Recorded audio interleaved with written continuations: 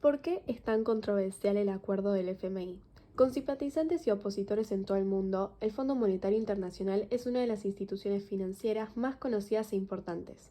Tras su fundación en 1944, su objetivo es lograr un crecimiento y prosperidad sostenible para cada uno de sus 190 países miembros.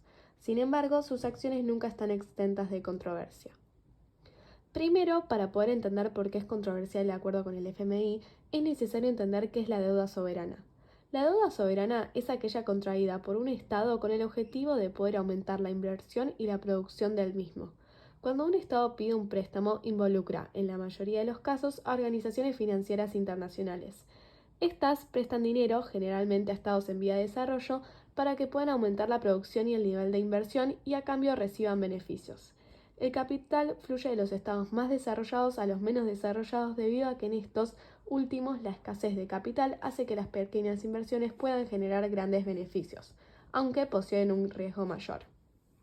Este préstamo consta de un monto inicial o principal, el cual es entregado en uno o más plazos de unos intereses, los cuales respetan una cierta tasa en relación al principal y unos plazos los cuales determinan fechas de pago para los intereses y para el monto inicial. Si el plan inicial del prestatario resulta, esta inversión inicial de capital le permitirá producir beneficios por el aumento de la producción. Por el contrario, si la inversión inicial no rinde los frutos esperados, el Estado que recibe el préstamo se encuentra en una situación apremiante, ya que los pagos a los inversores generan grandes pérdidas financieras, tal como es el caso de la Argentina. Otro factor relevante para entender la problemática son los actores involucrados. En primer lugar, tenemos al gobierno, el cual tiene como principal objetivo mantenerse en el poder, lo cual implica no solo obtener, sino que también retener el apoyo de aquellos sectores que influyen en las decisiones de poder, lo cual se ve determinado por las distintas instituciones de cada estado.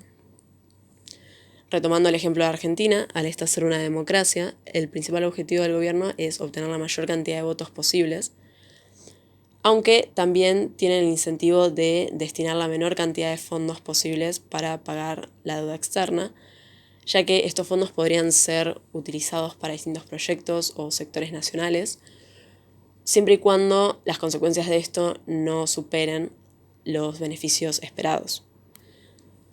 El segundo actor central de esta problemática son los prestadores, tales como el Fondo Monetario Internacional, el Club de París, entre otros, cuyos intereses se ven regidos principalmente por la obtención de beneficios. Por otro lado, tenemos a la población, el cual es un actor fundamental, que hay que tener en cuenta que este busca mejorar su nivel de vida mediante el consumo de bienes, los cuales pueden ser tanto locales como importados, por lo que este puede exigir una mayor inversión por parte del Estado, así como también, en caso de tener una gran dependencia con los bienes exportados, puede exigir el pago de la deuda. Por último, se encuentran las empresas que dependen del comercio internacional. En este caso, el actor tiene incentivos para el pago de la deuda, ya que al necesitar un flujo constante de divisas locales y extranjeras, en el caso de default esto no sería posible. Además de que también dependen de que su estado tenga una relación estable con el resto, por lo que las posibles sanciones aplicables en caso de no pagar la deuda, tales como la suba de aranceles a determinados productos, pueden generar un gran daño en estas empresas. En cuanto al vínculo entre prestamistas y prestatarios, inicialmente este se puede decir que es de colaboración, ya que ambos quedan en una situación igual o mejor si cooperan, aunque en el caso de los estados estos tienen incentivos para defeccionar.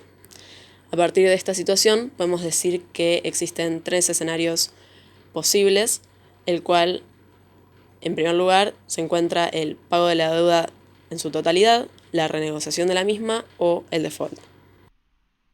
En primer lugar, cumplir la deuda implica pagar a los prestamistas el monto inicial más los intereses pactados. Esto depende del estado de la economía de los actores de veto. El estado de la economía, en términos de déficit fiscal, balanza comercial y ahorro, aquellos estados que cumplan estos términos tendrán mayor solvencia para pagar la deuda, Mientras que si la economía genera déficit fiscal, la balanza comercial es negativa y los ahorros del Estado son escasos, pagar la deuda implica llevar a cabo un gran ajuste fiscal, acompañado de una devaluación de la moneda local y una reducción del gasto público, lo que suele ser muy impopular en la población. Además, que el hecho de destinar el dinero al pago de la deuda exterior en vez de destinarla al gasto público local puede ser un factor social clave. Por otro lado, los actores de veto son aquellos que tienen influencias en la toma de decisiones, lo cual depende de las instituciones de cada Estado. En el caso de existir diferencias, las decisiones respecto de la deuda soberana tienen un costo político, ya que se debe negociar con los actores de veto y aquellos que no obtengan los resultados esperados pueden estar disconformes, lo que genera que sea más costoso realizar un cambio de dirección respecto a la decisión tomada. En el caso de no existir diferencias entre los actores de veto, la decisión no conlleva un costo político. Una segunda oposición es no pagar, lo que implica defeccionar. En este caso, el Estado prestatario opta por no realizar ninguna medida de estabilización y no pagar ni el monto inicial ni los intereses de la deuda, lo que se conoce como default. En dicho escenario, el Estado que defaltea sufre consecuencias tales como la disminución del comercio debido al deterioro de los vínculos con los países afectados, retención de los activos del Estado en el extranjero y limitación para acceder a nuevos préstamos. O, en caso de poder acceder, se les ofrecen préstamos con tasas de interés muchísimo mayores a los que ya tenía.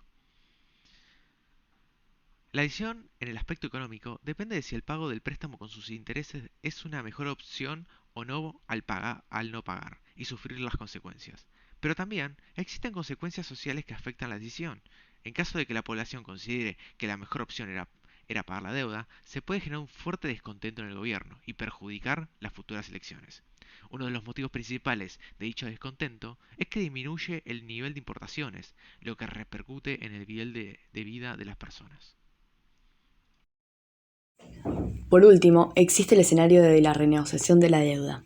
Este caso ocurre cuando el Estado se ve incapaz de cumplir con los pagos de la deuda, por lo que decide renegociar los términos del acuerdo para obtener una reducción del monto principal a pagar, una reducción de los intereses o una extensión de los tiempos de pago.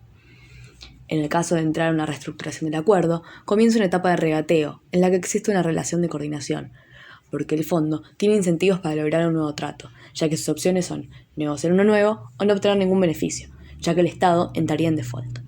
Durante estas negociaciones, los prestamistas quieren maximizar sus beneficios o maximizar sus pérdidas, por lo que intentan mantener los términos iniciales. Pero hay un problema, y este es la falta de información y los incentivos opuestos al prestatario que tiene el Estado para brindar información. Por un lado, el prestatario tiene incentivos para mostrar una economía débil y endeble, ya que podría obtener un mejor acuerdo con los prestamistas, pero este puede ser tomada por falsa. Para obtener mayor credibilidad, el Estado puede generar costos de audiencia, haciendo público el estado actual de la economía, pero a su vez esto desincentiva a los inversores y productores, ya que reciben un shock de información que los podría llegar a tomar la decisión de retirarse, y esto agrava la situación económica. Por otra parte, un claro ejemplo para entender la controversia de la deuda externa en países en desarrollo puede ser el caso de Argentina.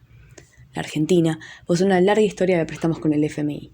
El último préstamo fue realizado durante la presidencia de Mauricio Macri en 2018, y este, sumado a sus intereses, se está pagando hoy en día. Tras su firma, el país siguió encontrándose en una situación económica de debilidad, y por esto encontraba dificultades para pagarle al fondo. A esto mismo se le sumaron las presiones internas frente a los ajustes, y siguieron las exigencias de aumentar el gasto público, mientras que por otro lado, el FMI le exigía devaluar y recortar el gasto, generando luchas internas en la política argentina. Por esta razón, el Estado se enfrentó a tomar la decisión de pagar al fondo, renegociar la deuda o entrar en default. Un factor global relevante para esto también fue la pandemia. Esta afectó directamente sobre la economía argentina y requiere una gran cantidad de fondos para combatirla, impactando de forma directa en el consumo, los ingresos y el nivel de vida de la población. Este impacto económico generó que el Estado argentino cuente con menos fondos para pagar la deuda y con una situación social crítica, lo que dificulta la aplicación de medidas de ajuste. En este caso, los actores de veto poseen opiniones muy diferenciadas, ya que dentro del oficialismo se encuentran dos ramas. el kirchnerismo, que pide no pagar, y el ala más moderada del peronismo, que pide optar por refinanciar la deuda, mientras que la oposición está de acuerdo en pagar la deuda, pero difiere en los términos de pago. Aún así, se concretó recientemente un acuerdo con el FMI, pero no sin sufrir alguno de los costos, específicamente el costo político de las negociaciones con los actores de veto y del shock informativo que recibe la economía que implicó una reducción del nivel de inversión.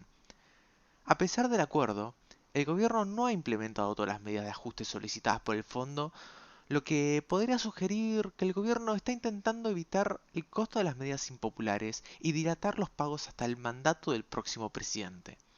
Por último, se puede asumir que el presidente Alberto Fernández intentó generar el efecto Rally Around the Flag al declarar la guerra contra la inflación, con el objetivo de obtener apoyo político de la población y disminuir las críticas de la oposición.